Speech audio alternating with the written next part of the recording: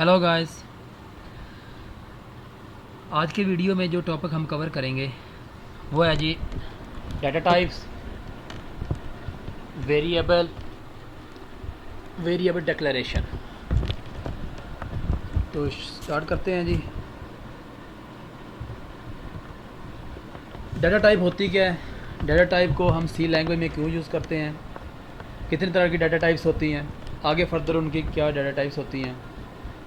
The value given to a program to perform a various operation on them is called data.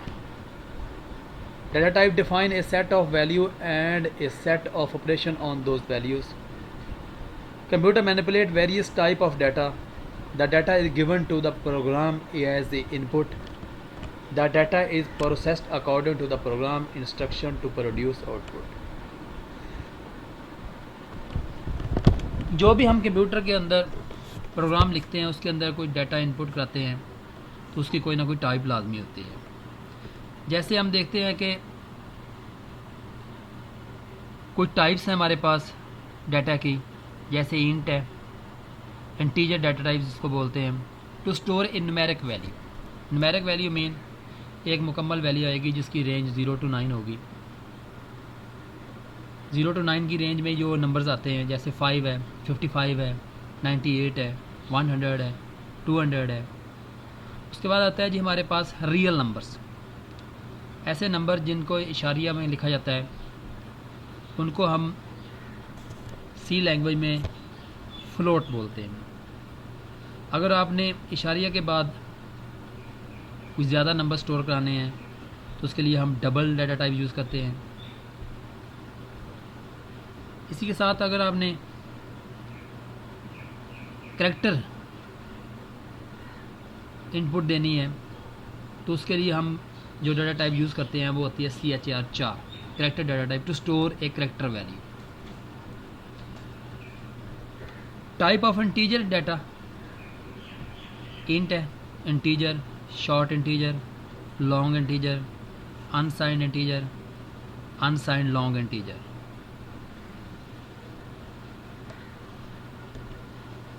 इसी तरह अगर देखें तो type of integer data की यानी कि टाइप कौन कौन सी हैं, उसकी कितना यानी कि मेमोरी में कितनी जगह लेते हैं, कितनी बाइट्स जगह ऑक्यूपाई करेंगे और उनकी वैल्यू की रेंज क्या होगी, कितनी वैल्यू उसके अंदर आप स्टोर कर सकते हैं। जैसे इंट डाटा टाइप्स है, 2 बाइट्स मेमोरी में जगह लेंगे,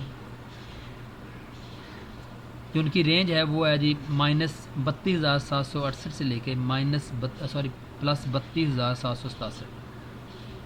शॉर्ट इंटीजर 2 बाइट्स ऑक्यूपाई करेंगे, उनकी रेंज भी सेम होती है इंटीजर। अनसाइंड इंटीजर, अनसाइंड मतलब जिनके साथ प्लस माइनस का साइन या प्लस का साइन नहीं आएगा, 2 बाइट जगह ऑक्यूपाई करते हैं, उनकी रेंज भी आगे लिखी हुई है। Long integer data type 4 byte memory में ऑक्यूपाई करेंगे, उनकी रेंज भी माइनस में और प्लस में यानी कि रेंज लिखी हुई है। Unsigned long integer 4 byte memory में जगह ऑक्यूपाई करेंगे और उनकी रेंज भी आगे लिखी हुई है। टाइप ऑफ फ्लोटिंग पॉइंट, ऐसी वैल्यू जो आप इशारिया में स्टोर करना चाहते हैं तो उनकी 3 फर्दर टाइप्स हैं। फ्लोट है, डबल है, लॉन्ग डबल है। अब अगर आप इशारिया के फ्लोट डाटा टाइप यूज़ करते हैं और आपको इशारिया में जो वैल्यू जो है ना 6 डेसिमल तक, इशारिया के बाद 6 डेसिमल तक जो है आप स्टोर करा सकते हैं। अगर आप डबल डाटा टाइप यूज़ करेंगे तो इशारिया के बाद 15 डेसिमल प्लेस जो है ना आप यूज़ कर सकते हैं। इसी तरह अगर आप long double data type use करते हैं तो इशारिया के बाद 19 वैल्यू जो है ना आप इशारिया के बाद स्टोर करवा सकते हैं। फ्लोट डाटा टाइप मेमोरी में 4 बाइट लेगा, double data type 8 byte memory में ऑक्यूपाई करेगा, लॉन्ग डबल 10 बाइट जो है ना मेमोरी में ऑक्यूपाई करेगा। अब ये डाटा टाइप्स क्यों ज़रूरी हैं इनका यूज़ कहाँ पे होता है, तो उसके लिए हमें एक कॉन्सेप्ट और पढ़ना पड़ेगा जिसको कहते हैं जी वेरिएबल्स। अब ये वेरिएबल्स क्या होते हैं? A variable is a name of memory location over memory cell. जो भी मेमोरी के अंदर जगह आप लेते हैं या मेमोरी का वो सेल जो जहाँ पे आप वैल्यू स्टोर करना चाहते हैं, उसका कोई ना कोई नेम होगा जिसको हम वेरिएबल बोलते हैं। It is use to store program input. जो प्रोग्राम की इनपुट आप स्टोर करते हैं तो वो उसी वेरिएबल के अंदर जो है ना वो स्टोर हो जाएगी। The value of a variable may change during the program execution. Variable के अंदर जो वैल्यू आप स्टोर करते हैं तो उसकी वैल्यू जो है ना वो चेंज होती रहती है at the time of program execution. Variable is created in RAM. Variable जब भी क्रिएट किए जाएंगे ये रैम में क्रिएट किए जाएंगे। RAM is a temporary memory. RAM हमारे पास जो होती है वो टेम्परेरी मेमोरी है। अगर आपने वेरिएबल को स्टोर क्रिएट किया है तो इसका मतलब है जो उसके अंदर वैल्यू आप स्टोर कराएंगे वो भी टेम्परेरी होगी। जैसे प्रोग्राम आप से एग्जिट करेंगे तो उसके अंदर जो वैल्यू होती है आपके वेरिएबल के अंदर वो भी जो है ना आपकी लॉस्ट हो जाएगी या ख़त्म हो जाएगी। That is why the data stored in A variable is also temporary.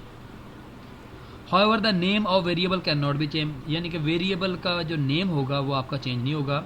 उसके अंदर जो वैल्यू है ना वो at the time of execution या प्रोग्राम के एग्जीक्यूशन के टाइम पे वो चेंज होती रहती है।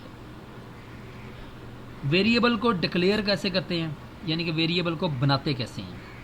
The process of specifying the variable and it's type is called variable declaration.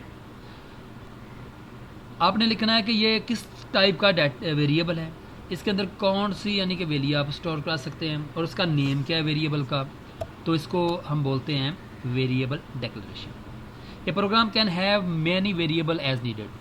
एक प्रोग्राम के अंदर एक वेरिएबल नहीं बना सकते आप, कई वेरिएबल बनाएंगे। जितनी आपको ज़रूरत है उतने आप वेरिएबल बना सकते हैं। सिंटैक्स इसका देखते हैं। सिंटैक्स मतलब इसका तरीकाकार क्या होगा वेरिएबल को डिक्लेयर करने का।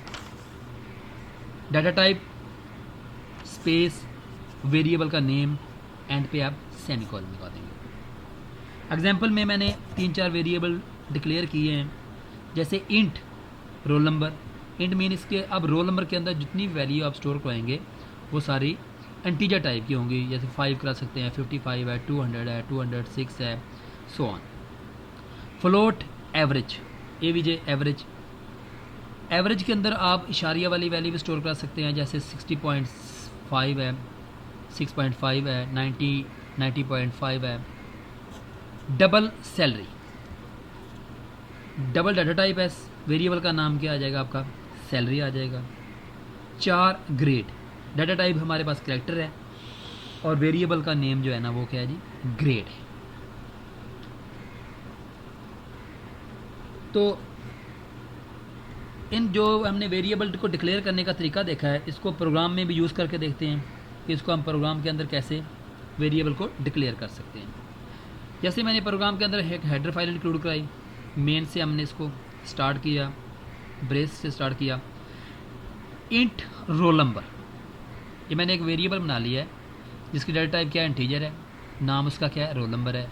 आगे उसका सिंटैक्स भी लिखा हुआ है, data type space variable name, and पे सेमीकोलन आपने लाजमी लगाना। फ्लोट एवरेज, डाटा टाइप क्या है, फ्लोट है, वेरिएबल का नेम क्या है, एवरेज। फ्लोट डाटा टाइप है, एवरेज उस वेरिएबल का नाम। कैरेक्टर ग्रेड, डाटा टाइप क्या है, कैरेक्टर है, वेरिएबल का नाम क्या है, ग्रेड। अब इनको वैल्यू असाइन करा देते हैं। असाइनमेंट स्टेटमेंट आने वाले लेक्चरों में हम दोबारा फिर इसको कवर करेंगे। तो जैसे ये रोल नंबर को वैल्यू 10 असाइन हो रही है, इट मीन ये 10 की वैल्यू जो है ना वो रोल नंबर वेरिएबल के अंदर स्टोर हो जाएगी। एवरेज इक्वल टू 85.96 कर देते हैं। ग्रेड ए, ग्रेड हमारे पास एक कैरेक्टर डाटा टाइप है तो इसके अंदर हमेशा कैरेक्टर आएगा और कैरेक्टर को स्टोर करने का तरीका क्या होता है, इसको सिंगल कोट में आप लिखते हैं। इंटीजर वैल्यू को और फ्लोट वैल्यू को आप बगैर डबल कोट के अंदर स्टोर कराएंगे। अब इन वैल्यू को प्रिंट एफ के फंक्शन के थ्रू हम आउटपुट ले लेते हैं इसका, जैसे roll number %d specify identifier है, इसको भी हम नेक्स्ट लेक्चर में इंशाल्लाह कवर करेंगे। अगर इस प्रोग्राम को हम रन करते हैं तो इसकी आउटपुट कुछ इस तरह से आ जाएगी। Roll number is equal to 10 है, एवरेज इज़ इक्वल टू 85.96 है, grade is equal to A है। उम्मीद है कि आज का लेक्चर आपको समझ आ गया होगा। इसमें काफ़ी चीज़ें ऐसी हैं जो आने वाले लेक्चर में हम इंशाल्लाह कवर करेंगे, जैसे ये परसेंटेज डी है, ये 0.2 मैंने क्यों लिखा है, परसेंटेज सी मैंने यहाँ पे क्यों लिखा हुआ है, ये वेरिएबल को वैल्यू कैसे असाइन करते हैं, ये इंशाल्लाह आपको आने वाले लेक्चरों में सारी जो है ना क्लियर हो जाएगी। ओके, अल्लाह हाफिज़।